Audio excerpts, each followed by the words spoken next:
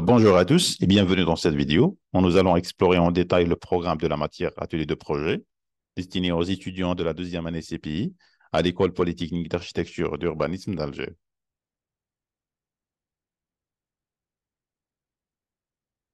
Comme je l'ai annoncé dans la vidéo About, l'objectif principal de la deuxième année dans le programme des études en architecture, c'est l'analyse et la conception d'un projet d'habitation. C'est-à-dire, nous allons analyser premièrement des exemples, ensuite, nous allons concevoir un projet d'habitation.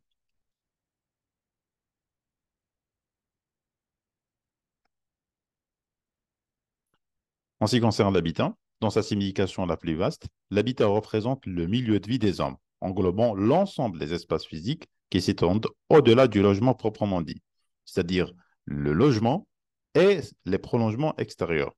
Prolongements extérieurs comme terrasse, loggia, balcon et autres.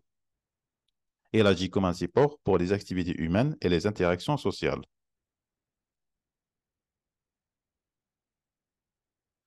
Après l'analyse des exemples, il sera question de concevoir un projet d'habitation tout en prenant en considération les besoins et les données socio-culturelles des futurs habitants, car l'habitat a toujours été le reflet des conditions sociales et ou climatiques. Cela signifie quoi? Cela signifie que les choix et les caractéristiques de l'habitat d'une société donnée sont influencés par les conditions, par exemple les conditions sociales, les conditions climatiques. On peut parler aussi des conditions économiques, culturelles, de cette société à un moment donné. Alors, l'architecture et la conception des habitations évoluent en fonction de ces facteurs, créant ainsi une relation étroite entre l'habitat et l'environnement dans lequel elle est située.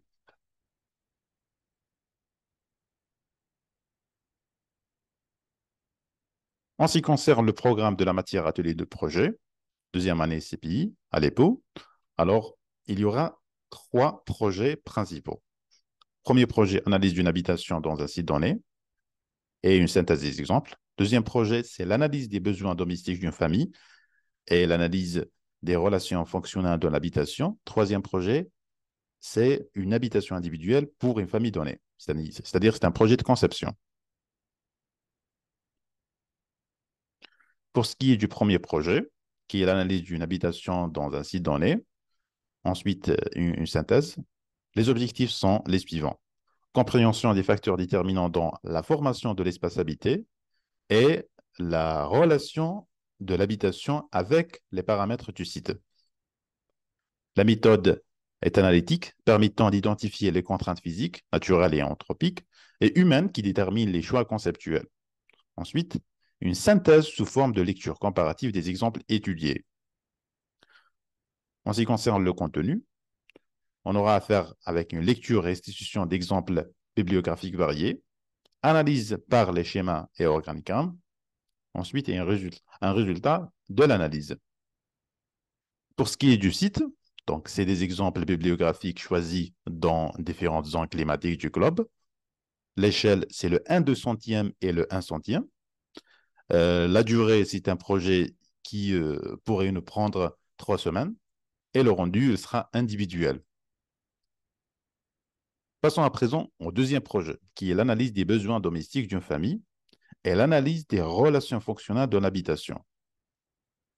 L'objectif, compréhension des facteurs liés au vécu de l'habitation, sensibilisation en notion de besoins humains, physiologiques, psychologiques, sociaux, notion de mode de vie, maîtrise des relations fonctionnelles. En ce qui concerne la méthode, c'est une méthode analytique des deux notions par l'exercice de schématisation à travers des tableaux et des diagrammes. Pour ce qui est du contenu, à partir d'un profil de famille choisi, il s'agit de restituer dans l'espace et dans le temps l'ensemble des activités de chaque membre de la famille, âge, sexe, activité, et de saisir les interactions en présence et les espaces nécessaires qui en découlent. Pour ce qui est de la durée, c'est un projet qui pourrait nous prendre 2 semaines et le rendu il sera en binôme.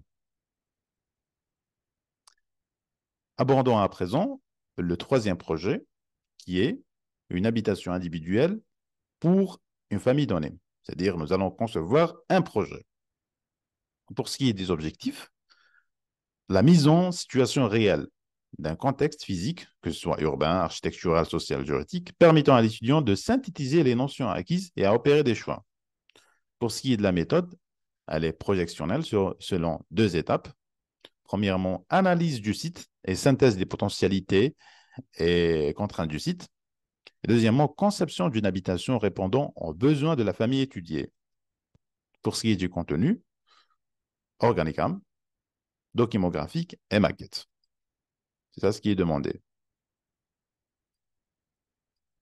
Pour ce qui est du site, donc c'est un site réel, ce n'est pas un site fictif, c'est-à-dire nous allons choisir un site. Dans ce cas, nous allons choisir un site qui est en pente, qui sera plus intéressant. Nous allons l'analyser. Ensuite, on aura affaire à concevoir un projet sur ce terrain en pente. L'échelle, c'est le 1 centième et le 1 cinquantième. La durée, donc c'est un projet qui pourrait nous prendre 5 semaines, puisque c'est le plus important. Et c'est le résultat de tout ce travail, premièrement de l'analyse, que ce soit l'analyse des exemples, ensuite l'analyse des besoins de l'homme dans l'espace habité.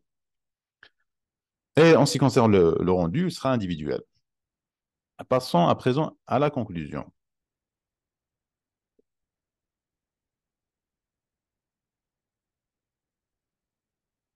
Un projet d'habitation requiert de dépasser la dimension quantitative pour accorder une importance primordiale à la qualité. Ainsi, la conception de l'habitat doit prendre en considération les exigences de confort via l'intégration du projet dans son environnement. Les exigences techniques à travers le bon choix de la structure, des matériaux de construction, ainsi que les exigences sociales à travers la création des espaces de vie adaptés à la société afin de créer un environnement dans lequel les habitants peuvent s'épanouir et de développer une vie communautaire. Autrement dit, dans la conception des habitations, on est toujours à la recherche de la qualité. Et pour ce faire, des éléments importants devraient être pris en compte, tels que les exigences du confort, les exigences techniques et les exigences sociales. Et tout cela pour créer un cadre de vie décent, pour créer un environnement favorable à l'épanouissement des habitants et au développement d'une vie communautaire. En ce qui concerne la bibliographie, alors durant cette deuxième année, nous aurons l'occasion de consulter plusieurs ouvrages pertinents qui couvrent différents aspects relatifs à notre thème principal de la deuxième année, qui est l'habitat. Alors, ces ouvrages visent à atteindre les points suivants. Premièrement, l'intégration du projet dans son contexte environnemental. Deuxièmement, l'acquisition des notions de confort. Troisièmement, sensibiliser l'étudiant aux problèmes de l'habitat dans ce sens l'habitabilité. Quatrièmement, intégrer les facteurs socioculturels dans la conception du logement. Et cinquièmement, rechercher les principes et les concepts de l'habité qui tient compte de la réalité de la société algérienne et permettrait la conception d'un habitat adapté au mode de vie et au mode culturel de la famille algérienne.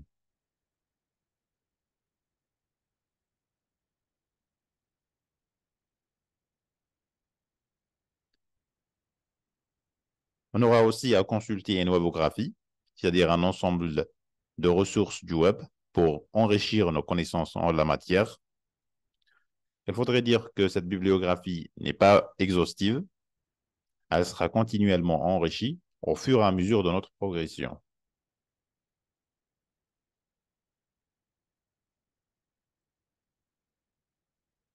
Et voilà, nous arrivons à la fin de cette vidéo. Je vous remercie sincèrement d'avoir consacré du temps à sa visualisation. J'espère vivement que cette présentation vous a permis d'avoir un aperçu clair du contenu du programme de la deuxième année CPI à l'École polytechnique d'architecture et d'urbanisme d'Alger.